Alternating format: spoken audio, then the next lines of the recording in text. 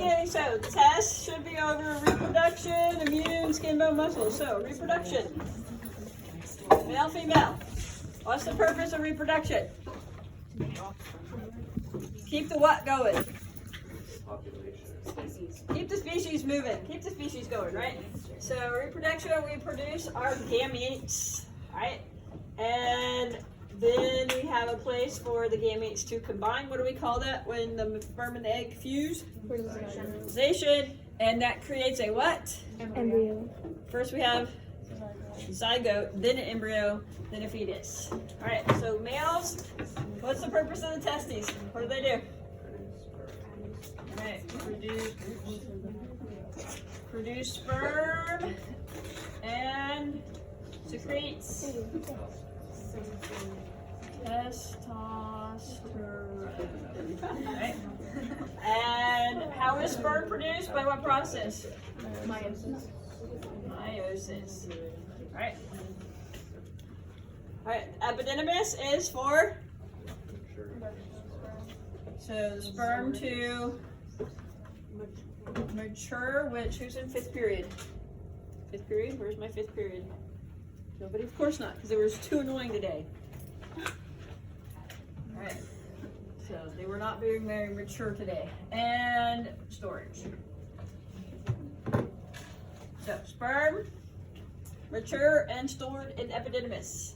The vast difference is basically tube, right? For the transport of sperm, combines with what? Combines with the urethra in the penis, right? Right, and then collectively, these three things do what? Produce. I haven't written all day. Produce what's called what? Semen, which is for what? Two basic functions? Nutrients and protection from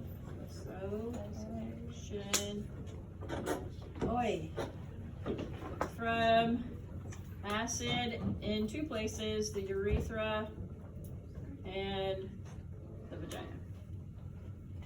Right? So acid neutralizer to protect from any urine. Urine is acidic, so any urine that still might be in the urethra of the male, right?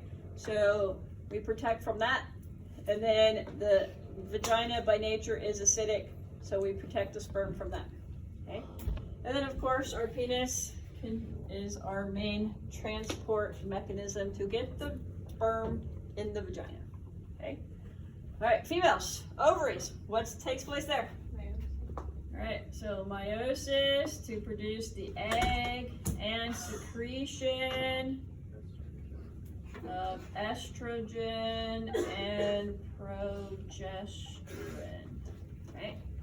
So secretion. So technically the testes and the ovaries are in what two systems? Reproductive and endocrine. Okay. All right, what's the fallopian tube for?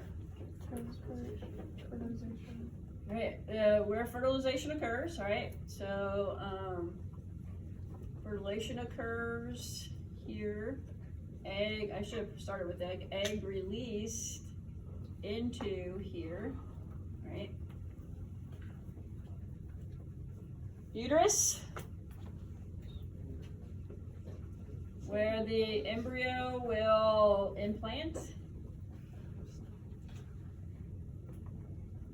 and develop.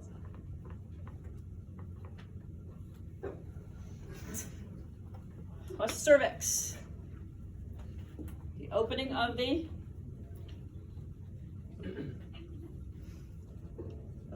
uterus, and then our vagina is where the sperm is let in. All right, so can we do this? Or we could say passageway of sperm in, baby out.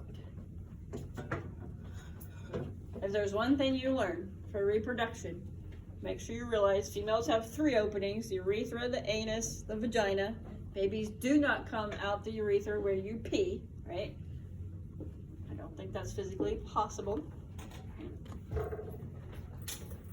All right, can we just path the sperm to the egg? So where is sperm going to be made?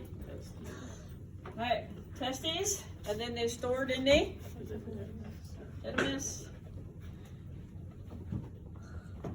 And then they'll go through what long tube? Vas deferens.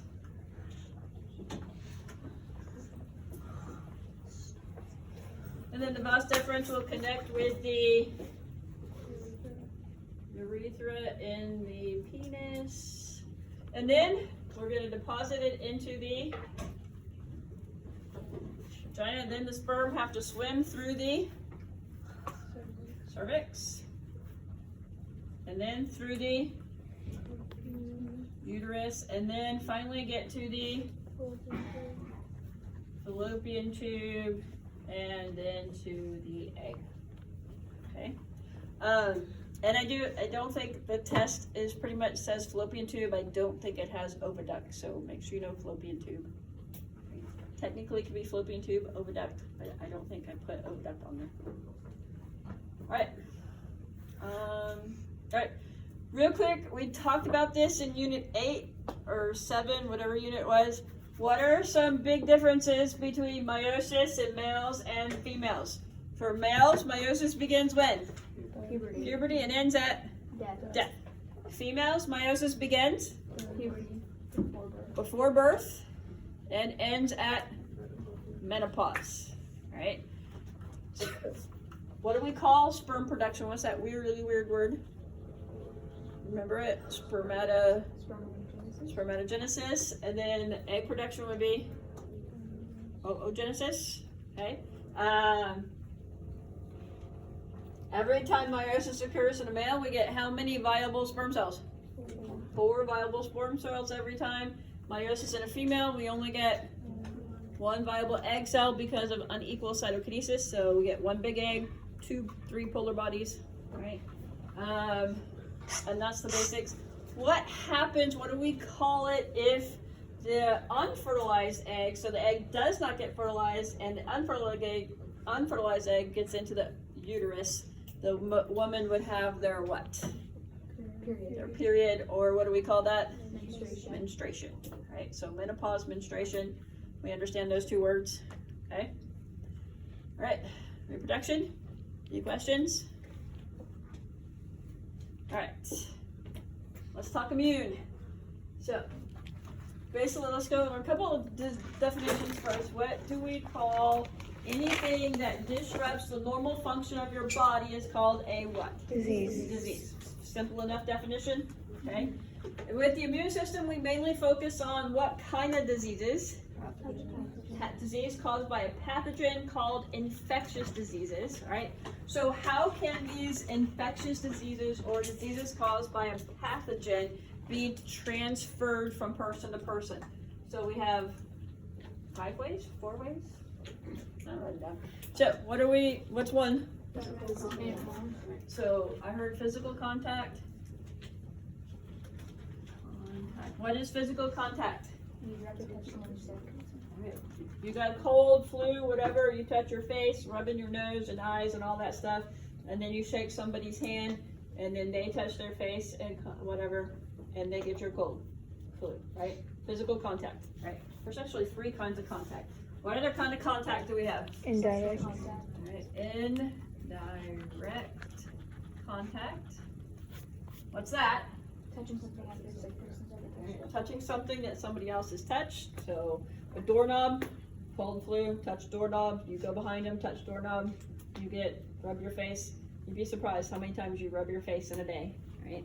And then you get that cold flu, right? So indirect contact. And then the last kind of contact is sexual contact, right? So exchanging bodily fluids, right? So we have HIV, herpes, gonorrhea, syphilis, all those things, right? And just so you know, guys, a condom will not protect you from herpes, right? condom will not protect you from herpes, FYI. Right? I think I mentioned it in most of my classes, right? Because herpes is in the skin, and so it sheds that whole area, so. All right, what else do we have then? Sometimes you can Contaminated food. eat contaminated food or water, right, and get food poisoning. Never any fun, right? What do we have in our saliva? And it's not on the test, but I'm sure I throw it out there. What do we have on in our saliva to try to help that? Lysozyme. Very good. Right? If it wasn't on Schoology, I could make that a bonus question. Right. And then Animals. good. So we have what we call vectors, or animals. Technically, if a dog has rabies, the dog is not technically a vector, right? Technically, a vector is an organism that carries the pathogen, but it doesn't get sick from the pathogen, right? So technically, a vector would be like mosquito for West Nile virus, or Zika, or malaria, or the tick for Lyme disease, right? And so technically, those are vectors, bless you, because they don't get sick from it. It's just the pathogen gets in them, and then they bite you, and they transport that into you when they bite you, right? So, all right, so any questions on how diseases can be spread? All right, then we take our immune system, we divide it in two parts. We have our non-specific defenses and our specific defenses, right? Non-specific defense is gonna protect you against what kind of pathogen? All, any kind, all right? So non-specific protects against all, any kind. Protects against all pathogens. Doesn't matter if it's bacterial, viral, fungal, worm, or protist, okay? These four things try to protect us. What is our number one most important line of defense against pathogens? Skin. Our skin, because of what protein? Keratin. Right? They can't get through that keratin in our epidermis. Okay? And then what's our second? We talked about it in respiratory, and we talked about with immune. Right? The lining, the mucus that lines our respiratory tract, right? And our cells with cilia, right? So the mucus that lines our trachea and our bronchi can glob up the whatever contaminant we breathe in, and then the cells with the cilia push it up into the pharynx, so you swallow it, and it goes in the stomach, right? And then what in the stomach can try to kill it or destroy it? The acid. All right, and then we have, if you get a cut, what kind of response do we have? Inflammation. Right? So we have the inflammatory response, right? And so what's going on? Underneath that cut, what's happening to the blood vessels? They're dilating. What does it mean when they dilate? They get bigger, right? And so what can come out? White blood cells. Specifically in the notes it talked about what type of white blood cell? White blood cell called a phagocyte, right? Phago means to eat, cyte means cell, right? So it's the eating cells, right? How are they going to bring it in? Endocytosis, bring in whatever. Does it have to be a bacteria? No, bacteria on your skin could get in through that cut, but if you're like outside, you fall down and you could get dirt in, right? So it could be microscopic dirt that they're bringing in, right? What organelle in the phagocyte is going to kill it? The lysosome. Right? I do that all the time too. Lysosome. All right, and so that's why there's a little war going on underneath that cut. That's why that cut is red and kind of inflamed, right? Because of that battle that's going on underneath the skin, right? All right, if none of these three things work, the pathogen's gotten in, fooled your immune system, or fooled all these things, gotten in, and it's spreading throughout your body, what do we have? Fever. All right, so fever when pathogen has spread, right? So is it a bad thing to run a low-grade 99-degree fever? No, it means what?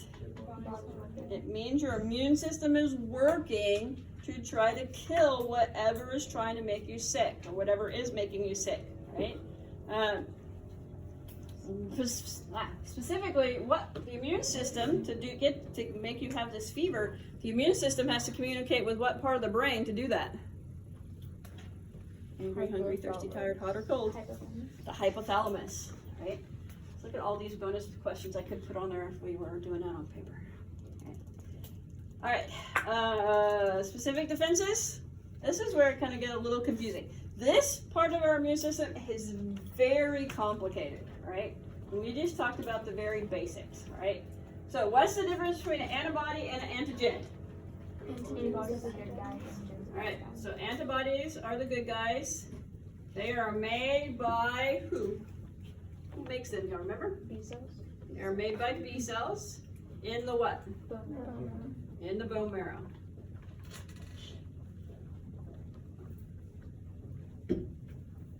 Right. Antigens are what? These are the bad guys. These are on outside of pathogens. Right?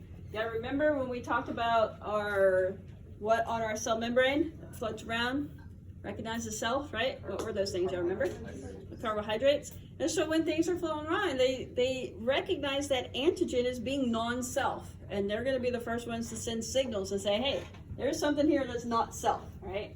So those antigens are non-self, right, for us, right? And so our B cells, we kind of just talked about our B cells. These produce antibodies, right? They can change. The note says they change their genes to produce any kind of antibody we need, right? So they can change their genes ever so slightly and produce any antibody we need, okay? So I'm gonna draw a really bad picture here, all right? So be prepared. I prepare you ahead of time. So this straight line here, connect that, and then come down here and make a little Y. All right, so here's my antibody, right? So a little Y-shaped thing is my antibody, okay? And so my antibody has two what sites? What do we call these sites? Two binding sites. So I can have two antigens in here, and those two antigens can be attached to a pathogen, right? So this could be my pathogen, and this can be my, and it's gonna have several antigens on it. So, and these would be my antigen, and this would be my antibody, all right? Not the best picture, but you get the idea, all right? So antibody is always the Y-shaped thing, okay? Pathogen, and then the antigen is fitting inside. The antigen is always going to be what's inside here, okay? The binding site, okay? All right, and so a vaccine, how does a vaccine work? So it's a weakened form of the pathogen, a weakened or killed form of the pathogen. Why do we get them? What does it stimulate? Our immune system to let it know what it is. It stimulates the production of antibodies, right? And so when you come, because if you don't have an antibody, that's why you get sick. It takes a while for your immune system to catch on that something's inside there that shouldn't be. And so it takes a while for them to mount their response, all right? They're get everything ready to fight their war, right? But if you have an antibody already made and you've already seen that antigen before, then you can fight it faster, right? And so that's what they're doing. So every time you come in contact with an antigen, you produce an antibody for it, and your body remembers it. You have special cells called memory B cells that will remember that antigen, right? So you got vaccinated for COVID, right? Whatever strain, you have COVID antibodies, right? You got vaccinated for, I don't know, do you guys have to get vaccinated for meningitis in high school, or is that when you go off to college? Huh? So when you get in high school? I can't remember. So when you got that vaccine for meningitis, right, it stimulated your body to produce antibodies for meningitis, right? so that when you do come in contact with it from somebody, you can make those antibodies quickly, they can destroy it quickly, and you don't ever get sick from it, right? Does that make sense? Okay, so you have millions of different antibodies for everything you've ever come in contact with, right? All right, and like I said, there is a lot of stuff that goes into all this stuff, right? We're just doing this simple as I can explain it, okay? And then the last thing, T cells. Where are T cells made? In the thymus gland, sits on top of the heart. I'm way down on the little board. I don't think, do I need to write this down? We're good. What are our three kinds? Killer, helper, I'll suppressor. write down our three letters. Killer, helper, suppressor, or KHS. That's amazing. All right, what do you think killer cells do? Kill the pathogen. They kill, but am I going to put that in the definition?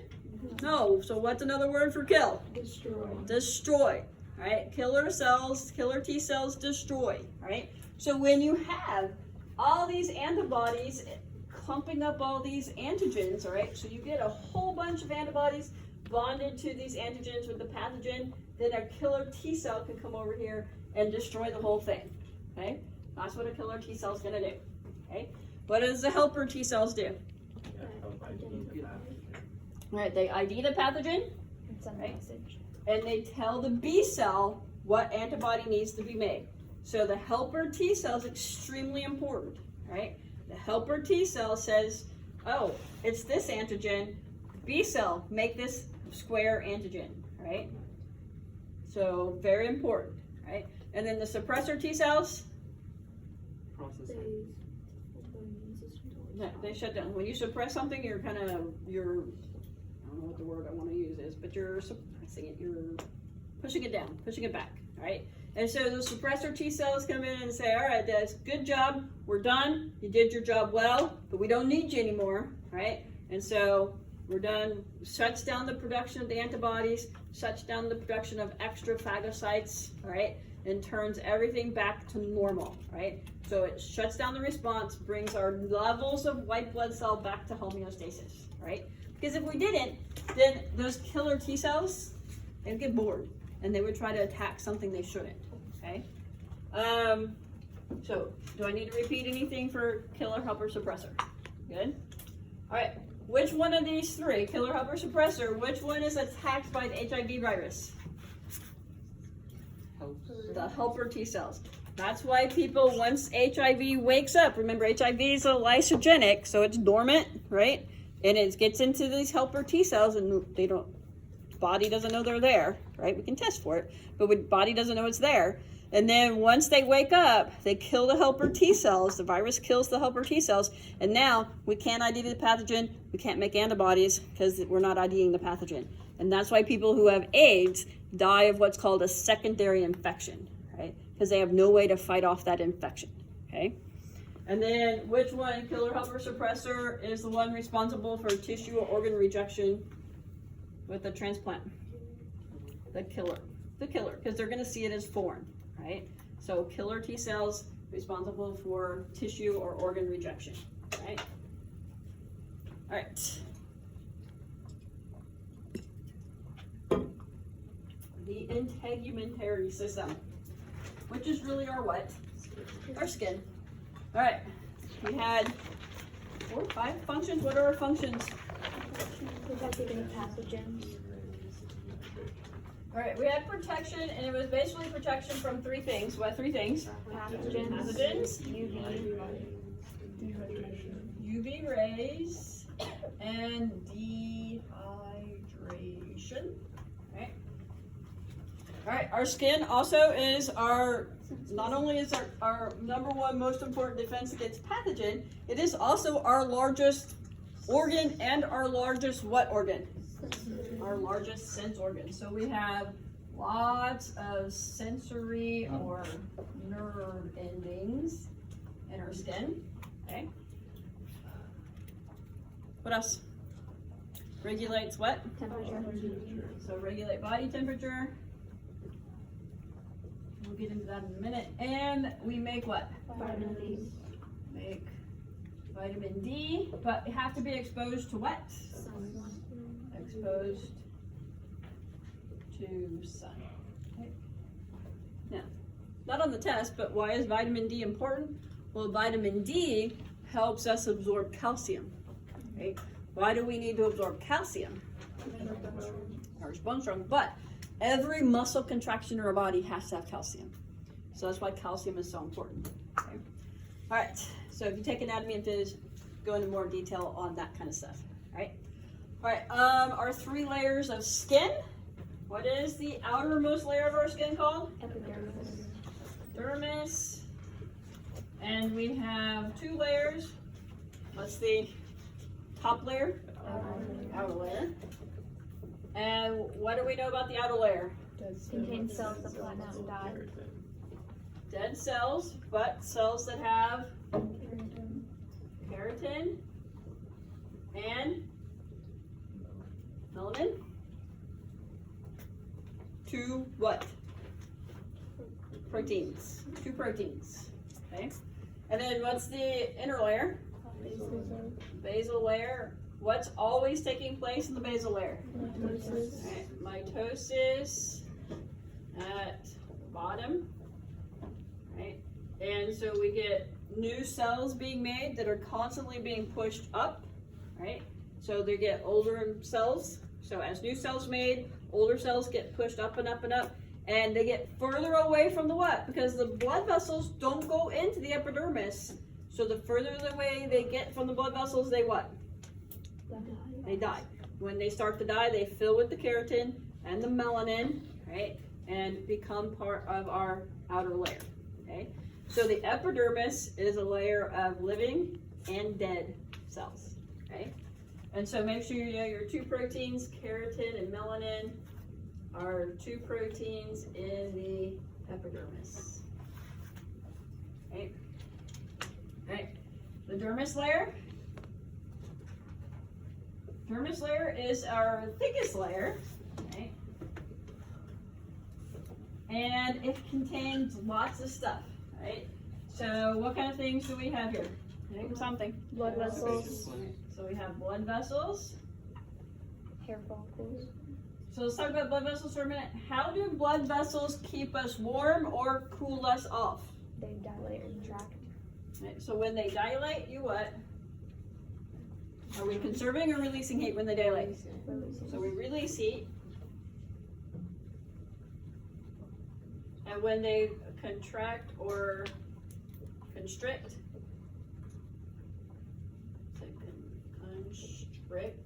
when they constrict, we conserve heat, right? So when blood vessels dilate, they get bigger, they're releasing heat. When they constrict, they get smaller, they're conserving heat, okay? So conserve heat, okay? All right, I heard somebody say, did I hear somebody say oil blend? Oil blend is pretty self-explanatory. Why do we have, everybody, some people have more than others, right? But why do we get oil? Why do we produce this oil and secrete it onto our skin? To lubricate our skin, right? So we lubricate our skin. And then what other gland do we have? Sweat glands. So our sweat gland. How does our sweat gland cool us off? Well, when sweat on skin evaporates, it draws heat out. Thus cooling us off, right? Perfect English there? No, absolutely not. And remember, what besides keratin protecting, very tough protein to protect from pathogen, it also helps to what our skin? Waterproof. Waterproof. So also think waterproof and protection for keratin. Okay. All right, what else do we have in our dermis layer? Hair follicle. Hair follicle, nail follicle. So D, hair, nail, follicle. What causes our hair and nails to grow? In the nail follicle, what's taking place? Mitosis, right? And then we have our what endings? Our nerve endings, right? To sense things like pain. We have different ones for pain, ones for temperature, ones for pressure, right? So all kinds of different nerve endings in our skin. in the dermis layer. And then last, we have two important proteins. Two important proteins, all right? So I'm gonna put a little thing here, say proteins in the dermis layer. What are those two proteins? So elastin and collagen, right? Elastin's for, kind of in the name, elastin's for elasticity, so we can be like me, yo-yo diet, or women can become pregnant, or we can just, make a fist, like you did with your station lab, right? So, or use a weight, right? Because our skin is elastic. Collagen provides what? Strength, right? So collagen provides strength, okay? So, question on the test says, which of the following is not found in the dermis layer? Could you answer that? Right?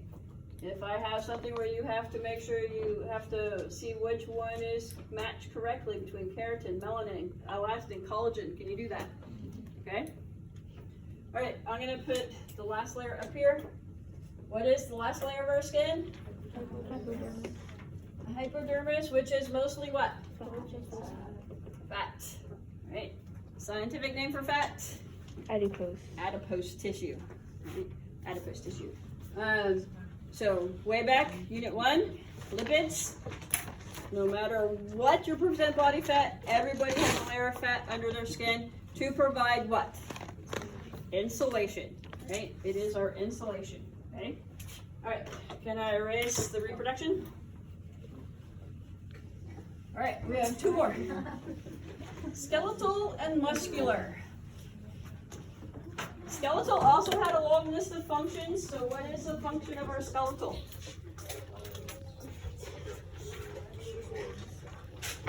So skeletal function. Support. So support. Protection. Support, protection of what? Organs. Support body and what? Movement, provides a place for muscles to attach, provide movement, and Blood cell formation. blood cell production and Storage of minerals and fat. Calcium. storage of fat and minerals. What 2 minerals? Calcium and phosphorus. Calcium and phosphorus. Was it P or pH? pH. Alright. And then just some basic terms. Well, let's look at the a bone. Alright, let's go outside to inside. Alright, so what's on the outside? Periosteum. Right, tough connective tissue surrounds the bone, right? Kind of like the what that surrounded our brain and our spinal cord. Meninges. Kind of like the meninges, right? And then going in, we have the dense layer of bone called the compact bone. Is dense layer, right? Provides a lot of what? Provides a lot of strength, right? And then we have what? Spongy bone, which is loosely packed, right? Like the name sounds, right? But provides what? Lightweight support. And then within the spongy bone, we have the 2 what? Red marrow and the yellow marrow, right? What's the yellow marrow store? Fat. Red marrow? All what? All red blood cells and platelets. Most of our white blood cells, right? So there was a picture on your station lab. Could you label those 4 things on a picture? All right. So the picture should, I put it, did I yet? I will. I'll put it in Schoology. The lab's already been in Schoology. The stations have already been in Schoology. I will put the answers there so you can look at the answers. Right. There were a couple typos. I put the typos on the answers in red, so make sure you read those. Right. All right, and then real quick, go through real quick. What is this bone? Cranium. Only movable bone in their head? Mandible. Mandible. Upper arm bone? Humerus. Humerus. Stick in my shirt. Humerus. My cat's, right? Humerus. Lower arm bone going to your thumb? Radius. To your pinky. Ulna. Wrist. Carpal. Carpal. So go carpal tunnel syndrome. So wrist is carpal. Hand? Phalanges. Metacarpal. Metacarpals, because they're in the middle, right? Metacarpals. And fingers? Phalanges. Phalanges, right? Collarbone? Clavicle. Clavicle. Shoulder blade? Scapula. I don't know who stole my skeleton. Going down the back, protecting our spinal cord. Vertebrae. Hips. Pelvis. Breastbone. Sternum. All these next to ribs. Thigh bone. Femur. Kneecap. Patella. Shin bone, the big one in the lower leg. Tibia. The little one in the lower leg. Fibula. Fibula. Ankle bones. Tarsals. Feet bones. Metatarsals and toes. Stenators. Phalanges. Easy enough? Alright. Alright, muscles. What's the function of muscles? Provide movement. Just movement on a big scale with our body moving from point A to point B? Or what? It's also what? Moving things internally, right? We have to move what through our system? So we could get nutrients. We have to move food through, right? Think about our esophagus, stomach, intestines, muscle, right? Bladders, muscle, blood vessels, muscle. So we're moving things through, right? The basic things for the skeletal, for the muscular, are 3 types of muscle, right? So 3 types of muscle. How would you describe? Well, what are our 3 types of muscle? Smooth, skeletal, cardiac. Right, so skeletal, cardiac, and smooth. What's the only one that's voluntary? Skeletal. What's the only one that's not striated? Smooth. Right? Do we know where we find all 3? Right? And then the other thing, what would be a difference in a picture? So if skeletal and cardiac are striated, how are they different? The cardiac are going to be what? Attached. They're attached together. Skeletal is just like I put 2 fingers on top. That would be skeletal, right? Cardiac would be a connection between them, okay? Does that make sense? Right? And then, do we know if I have our picture? So, what's this muscle? Bicep. Brachii, we usually call it bicep. Underneath is the tricep. If the bicep pulls my arm up, the bicep is the flexor or the extensor? Flexor. The tricep pulls my arm down, so it is the extensor. Okay? And then the 2 hardest ones to me to remember, origin and insertion, right? So the bicep, 2 tendons, right? One attached to the scapula, one attached to your radius. Which one would be the origin, the bone that does not move? The scapula, and therefore the radius would be the insertion, the bone that moves when the muscle contracts, right? So go back in your notes, look at that picture. I think it was on the station, right? Look at that picture, know those 4 terms, okay? And then the other thing for muscle, what are the contracting units called? Sarcomeres, millions of sarcomeres or thousands of sarcomeres in one muscle fiber cell. And what are our 2 proteins? The thick protein is the myosin and the thin protein is the actin, right? So actin, myosin, right? And I think that other than, we did ligament. What's ligament connect? Bone to muscle. What is a tendon connect? Muscle to bone, right? Muscle to bone. What's a joint? Bone to bone, right? What's on the end of the bones where the joints are? Cartilage. And what else? What's the fluid inside the joint capsule? Synovial fluid. Anybody in Mr. Revere's class want to see what a knee replacement looks like? I got one.